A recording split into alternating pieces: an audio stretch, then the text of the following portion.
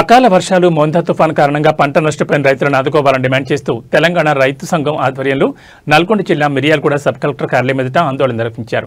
ఈ కార్యక్రమంలో మాజీ ఎమ్మెల్యే చోలకంటి రంగారెడ్డి పాల్గొన్నారు। అనంతరం సబ్ కలెక్టర్ కార్యాలయంలో వినతిపత్రం అందజేశారు। ఈ సందర్భంగా చోలకంటి మాట్లాడుతూ అకాల వర్షాల కారణంగా నియోజకవర్గంలో వేలాది ఎకరాల పంట నేలకొరిగిందని తెలిపారు।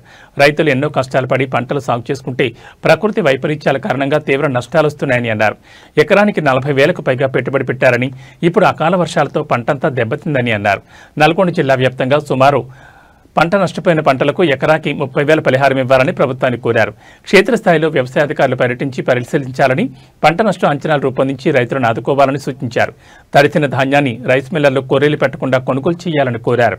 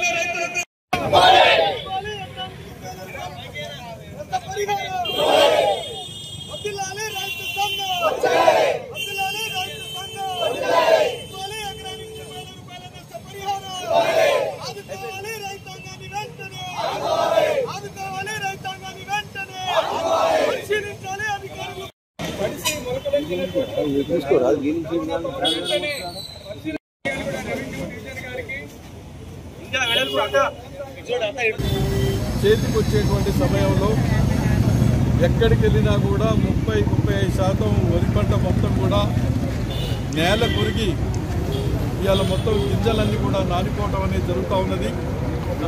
వారం 10 రోజుల్లో కోతగా కోసేటువంటి సమయంలో ఈ రకంగా ఏంటంటే రైతులు నష్టపోవడం జరుగుతూ ఉంది।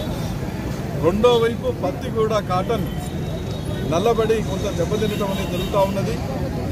ఎకరానికి 40-45 వేల రూపాయలు పెట్టుబడి పెట్టుకున్నటువంటి రైతులు ఇవాళ ఈ రకంగా ఈ వర్షాల వల్ల మరి పంట మొత్తం కూడా నష్టపోవటం వల్ల గోడును ఏడుస్తూ ఉన్నారు। కౌలు రైతులైతే మరీ అన్యాయమైనటువంటి పరిస్థితి ఎదుర్కోవటం అనేది జరుగుతూ ఉన్నది। మేము విత్తనాల కొరకు పోరాటం చేయాలి, ఈ రాజ్యంలో ఎరువుల కొరకు పోరాటం చేయాలి। తీరైందనంటే పంట చేతికొచ్చే సమయంలో ఇవాళ ఈ రకంగా నష్టపోయి కూడా మా నష్టాన్ని ఎవరు చూసేటువంటి పరిస్థితి లేకుండా పోతూ ఉంది। తర్వాత చేతికొచ్చిన పంట అమ్ముకుందామంటే ఐకేపీ కేంద్రాల దగ్గరికి పోతే పెద్ద ఎత్తున రాసులు పోసుకొని ఇలా కాపురాలు కావాల్సిన పరిస్థితి వస్తూ ఉన్నది। ఎందుకంటే ఏదో సాగు చెప్పి ధర తగ్గిస్తూ ఉన్నారు, కొనకుండా రోజుల తరబడి అక్కడనే రాసులు పోసుకొని ఉండవలసిన పరిస్థితి రావటం జరుగుతూ ఉంది। కాటన్ రైతులు కూడా అదే రకమైనటువంటి పద్ధతుల్లో ఇవాళ ఇబ్బంది పడుతూ ఉన్నారు।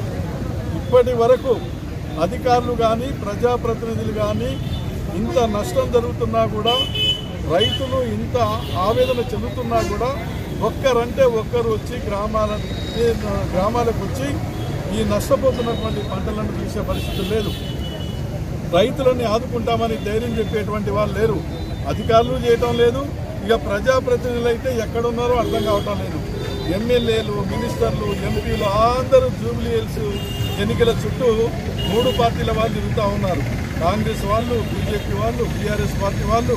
ఇక వాళ్ళకు రాజకీయ ప్రయోజనం, ఎన్నికల ప్రయోజనం తప్ప రైతులు చచ్చిపోయినా, రైతులు ఎన్ని కష్టాలు పడుతున్నా కూడా ఇటువైపు చూడకుంటే ఏంటంటే ఆ జూబ్లీ హిల్స్ ఎన్నికల చుట్టే హైదరాబాద్లో మకాం వేసి ఉండే పరిస్థితి ఉంది।